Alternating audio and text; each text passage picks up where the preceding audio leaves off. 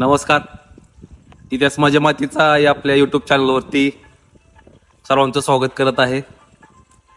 ग्रामीण भागामध्ये जर आपल्याला आनंदाने जगायचं असेल, आपल्याला समाधाने जगायचं असेल, तर अर्धा एकर 1 एकर शेती असली तरी गरजेची, आपण आनंदात जगू शकतो. आता शेती आहे, आपल्याला स्वतःचं उत्पादन आपण काढतोय, पण तो शेताला जे आपण पाणी देत असतो, तर त्या पाण्यासाठी आपल्याला आपल्या शेतामध्ये एक अशी विहीर खांदावी लागते की ज्याला आपल्याला कायमस्वरूपी पाण्याचा सोर्स निर्माण होत असतो. आणि असंच आपण आज एका रानामध्ये, जो आपल्या ग्रामीण भागामध्ये शेतीला जो पाण्याचा मुख्य स्रोत आहे विहीर, त्या विहिरीचं स्ट्रक्चर आपण आज पाहायला आलेलो आहोत.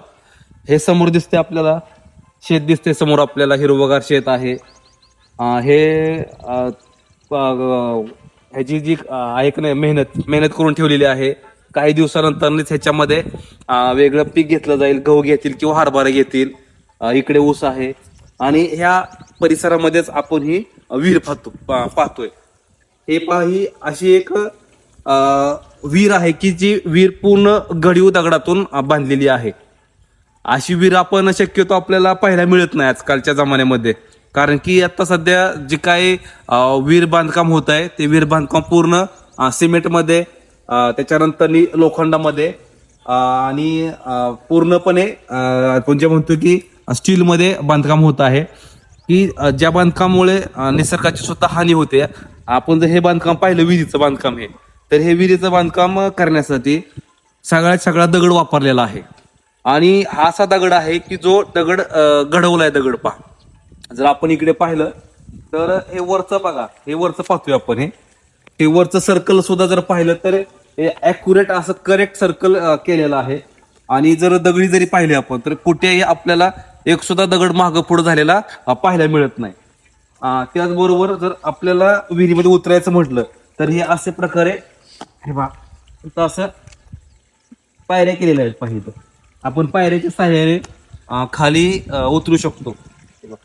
अशा पायऱ्या केल्या, तर काही दगड बाहेर काढलेत आणि त्याच्या पायऱ्या केल्यात. साधारणपणे ह्याचं जर आपण बांधकाम बघितलं खालून, तर हे कमीत कमी आपण बोलूया की 3 परूस असू शकते. 3 परूस म्हणजे साधारणपणे 21 ते 22 फूट हे अंतर असू शकतंय. इतक्या खाली ते बांधकाम केलेलं आहे, कारण की इथं जो तो मातीचा जो काय आहे का ना स्थळ, तो खूप खाली आहे आणि त्या मातीच्या थरापासूनच बांधकाम हे केलं जातं, जेणेकरून जो काही टणक भाग आहे, कडक भाग आहे, तो कडक भाग सुरू झाल्यानंतरच आपण ते बांधकाम करत असतो. त्याचबरोबर इथं जर विहिरीला पाहिलं आपण, तर तिथं आपण झरे पाहतोय. झरे ज्यावेळेस पाणी ह्याचं खाली जातं त्यावेळेस ह्याच्या मासमध्ये वेगवेगळे झरे असतील किंवा खालचे झरे असतील आपल्याला पाहायला मिळतात. तर अशी ही आपण म्हणू की गावातली एक सुंदर विहीर, जी नैसर्गिकरित्या बांधलेली आहे, गावातल्या कारागिरांनी बांधलेली आहे. आपण जी विहीर पाहतो आपण पिक्चरमध्ये, जे पिक्चरमध्ये विहीर, त्या प्रकारचीच विहीर इथं आपल्याला आज पाहायला मिळते. तर आपल्याला ही अशी विहीर आवडली तर नक्कीच व्हिडिओला फॉलो करा, चॅनलला सबस्क्राईब करा आणि धन्यवाद.